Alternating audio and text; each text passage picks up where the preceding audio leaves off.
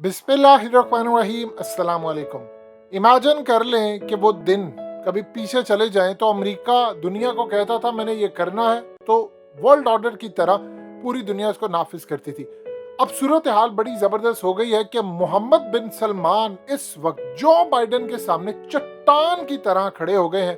उनकी पॉलिटिक्स में जो मेच्योरिटी आ रही है वो ज़बरदस्त है। इस वक्त मामला ये आया है कि अमेरिका ने सऊदी अरब को कहा कि चूंकि दुनिया का 8% तेल रशिया सप्लाई करता है, तो इस वक्त मार्केट के अंदर जो तेल की शॉर्टेज हो चुकी है उसकी वजह से कीमतें आप देख लें कि आज $119 बैरल पर चली गई हैं।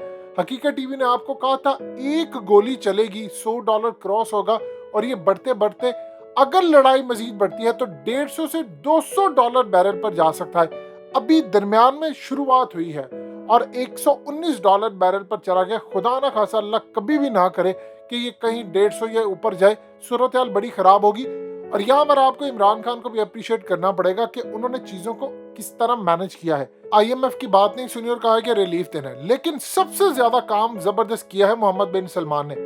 इस वीडियो की अहम डिस्कशन चलती रहेगी, लेकिन आप सबसे पहले वीडियो को लाइक करें, हकीकत टीवी के बैकअप चैनल हकीकत टीवी 2.0 को सब्सक्राइब कर लें और बेल आइकन पर जरूर क्लिक करें।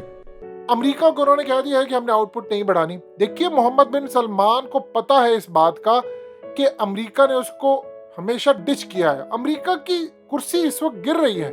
अब सूरत हाल ये है कि कल को अगर हौसी बागियों के साथ उनका कोई मसला हो जाता है, लड़ाई हो जाती है। आगे भी इस तरह की सूरत हाल पेश आई थी जिसमें आप देख सकते हैं कि उनके ऑयल के मामला खराब हो गए थे। तो अगर आज वो 8% शेयर रशिया का टेक ओवर कर लेते हैं या आउटपुट बढ़ा देते हैं, तो कल को अगर उनकी किसी मुल्क से लड़ाई होगी तो रशिया भी उनका पूरा मार्केट शेयर टेक ओवर कर सकता है। और एक दफा वो आउट हुए तो मामला खराब। देखिए, रशिया के पास इस वक्त खाली तेल नहीं है, उसके पास गैस है, उसके पास हथियार है, सर्विसेज है, फिल्म इंडस्ट्री है, जासूसी का नेटवर्क है, पूरी दुनिया के अंदर एक्सपोर्ट करने के लिए उसके पास बहुत कुछ है। अब हो क्या रहा है? अब होने ये वाला है कि अमेरिका ने ऐलान किया है कि सऊदी अरब ने उसकी बात नहीं मानी और उसने फैसला किया है असल में रिजर्व के अंदर रखा हुआ तेल अब वो मार्केट लॉन्च करने वाले हैं। ये असल में करोड़ों बैरल इस वक्त तेल रखा हुआ है अमेरिका ने। यानी आप समझ रहे, अगर दुनिया के अंदर तेल का बदतरीन बहरान आ जाए, सब कुछ तबाह हो जाए, तेल कहीं से ना मिले, फिर भी अमेरिका के पास 3 से 5 साल तक का रिजर्व के अंदर तेल मौजूद होता है। और इस वक्त वो अपने रिजर्व किए हुए तेल से 3 करोड़ बैरल तेल रिलीज करने जा रहे हैं कि मार्केट के अंदर तेल की जो स्टेबिलिटी है प्राइस की वो बरकरार रहे और मजीद ना बढ़े। अब इस सूरत हाल के अंदर आप इमेजिन कर लें कि कहां से इनको इतनी ज्यादा शय मिली है। उन्होंने देखा है कि इमरान खान अमेरिका के सामने खड़ा हो गया है। उसने कहा कि अमेरिका ने प्रेशर डाला और यूरोप ने प्रेशर डाला कि तुमने विजिट नहीं करना रशिया का। लेकिन मोहम्मद बिन सलमान ने देखा कि इमरान खान तो खड़े हो गए, उनकी इकोनॉमी तो बुरी तरह बर्बाद है। अब वो IMF के सामने भी खड़े हो गए, उन्होंने रूस के सामने खड़े हो गए। और देख लीजिए इंटरनेशनल मीडिया पर डेली मेल क्या उनके खिलाफ आर्टिकल लिख रहे। इमरान खान को कोई परवाह है?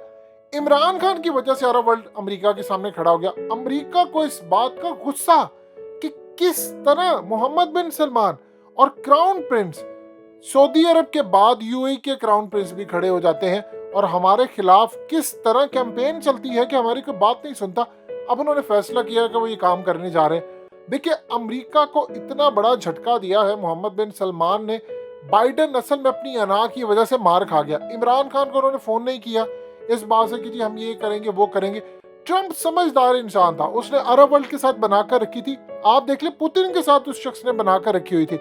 उन्होंने इमरान खान के साथ अपनी बहुत ज्यादा अच्छी दोस्ती डेवलप कर ली और इमरान खान को वो कहा करते थे कि ये क्रिकेट का हीरो नहीं है, ये पूरे खित्ते का भी हीरो है जो जंग नहीं चाहता। इमेजिन कर लें कि इस तरह की उन्होंने बात की और डोनाल्ड ट्रंप इमरान खान की आज भी स्टिल तारीफ करते हैं। तो इस सूरत हाल में उनको अंदाजा हो चला कि जो बाइडन के खिलाफ इमरान खान खड़े हुए। आप जानते हैं कि डोनाल्ड ट्रंप ने इमरान खान के लिए, ये ऑफिशियल बातें नहीं आती, हकीकत टीवी ऑलरेडी आपको कह चुका, इमरान खान के लिए उन्होंने कैंपेन भी करवाई थी इंटरनेशनल सतह के ऊपर जब यहाँ से विड्रॉ हो रहा था अफगानिस्तान से अमेरिकी फौज का। और उन्होंने लॉबिंग फर्म हायर की जिन्होंने वहां पर इमरान खान के लिए कैंपेन भी की थी।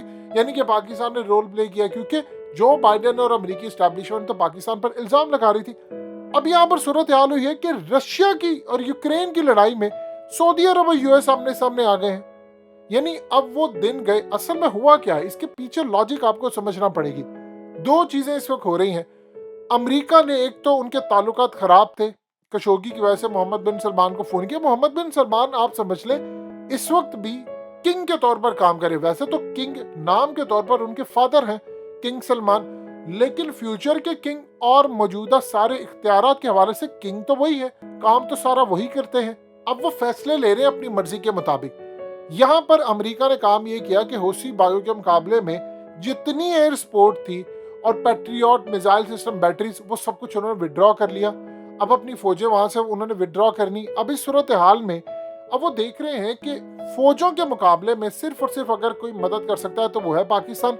और पाकिस्तान देखिए हौसी बागियों से लड़ने के लिए नहीं, लेकिन अगर सऊदी अरब को जरूरत पड़ेगी कि सिर्फ डिफेंड करना है, जिस तरह मिसाल के तौर पर नेटो या अमेरिकी फौजें हैं, वो यूक्रेन में लड़ाई नहीं करी, लेकिन वो कह रहे हैं कि अगर यूरोप के अंदर कोई मसला होता है या कुछ होता है तो हम मदद करने के लिए आगे आएंगे। यही एग्जैक्टली पोजीशन हो सकती है अगर पाकिस्तान की क़यादत फैसला कर ले कि ठीक है हमने सऊदी अरब का दिफा करना है, मक्का मदीना का करना है, बाकी एरियाज का। और अगर कल को यूएई कहता है कि हमें आप अपनी सर्विसेज दे दें, हमारे मुल्क का दिफा करें आकर, तो आप कोई भी हमला होता है आपने दिफा करना है, आपने स्ट्राइक नहीं करना, मारना नहीं है जाकर, तो पाकिस्तान कर सकता है। अब अल्हम्दुलिल्लाह हमारे पास इतने रिसोर्सेज है।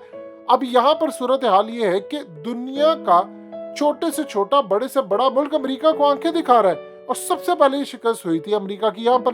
परवेज मुशर्रफ ने जो स्ट्रेटजी अपनाई थी आज वो पुतिन अपना रहे हैं और इस स्ट्रेटजी को आगे लेकर अरब वर्ल्ड चला।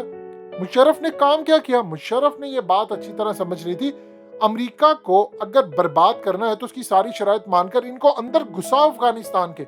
अफगानिस्तान में घुसेंगे तो ये सुपर पावर की कुर्सी से उतरेंगे, क्योंकि 15 साल बाद यहाँ से शिकस्त खाकर निकलेंगे जिस तरह सोवियत यूनियन वाले निकले थे। अब इस सूरत हाल के अंदर मुशर्रफ के खिलाफ ये कहते हैं कि मुशर्रफ ने डबल गेम खेली। यही काम पुतिन कर रहा है। उसने अमेरिका और जितने भी रियासतें हैं नेटो की, ये तमाम चीजें उनको कह रहे हैं कि तुम आगे आओ, तुम्हें हम सकिन करें, तुम्हें हम लेकर आए किसी तरह। यानी इमेजिन कर लें कि वो एग्जैक्टली सेम पॉलिसी अपना रहे हैं कि आप यूक्रेन में दाखिल हो जाए, अपना सामान नेटो का जो जो चीजें हैं साथ लेकर आओ। जब एक दफा आप ये तमाम चीजें यहाँ पर लेकर आ गए तो फिर हम उसके बाद जो आपका हशर करेंगे, क्योंकि एक दफा फिर रशिया चढ़ दौड़ा यूक्रेन के मामले के ऊपर, तो अमेरिका का साजो सामान, नेटो के हथियार, उनकी चीजें, सब कुछ वो ले उड़ेगा। जिस तरह अफगानिस्तान को पाकिस्तान से बेहतर कोई नहीं समझता, इसी तरह यूक्रेन को पुतिन और रशिया से बेहतर कोई नहीं समझ सकता। यूएसआर इस वक्त पूरी दुनिया के अंदर ताकत बनकर उभरा होता अगर पाकिस्तान उसके टुकड़े ना करता। अब इस सूरत हाल में सोवियत यूनियन के साथ जो कुछ हुआ, ये बहुत अच्छी तरह समझते हैं कि ग्राउंड जो इस वक्त है वो पुतिन की है और इस पर अमेरिका और नेटो खेले। आप देख ले, इतना कुछ होने जाने के बावजूद अभी तक वो यूक्रेन में दाखिल नहीं हुए। उनको पता है हमने हथियार दिए, हम चीजें दी तो हम फंस जाएंगे। अब ये अमेरिका की तबाही देख रहा है सऊदी अरब, और वो पूरी तरह तैयार है कि अमेरिका के खिलाफ हमने भी खड़ा होना। देखिए पावर शिफ्ट हो रही है पूरी दुनिया के अंदर, ताकतें नई बन रही हैं, पुराने तहार टूट रहे हैं।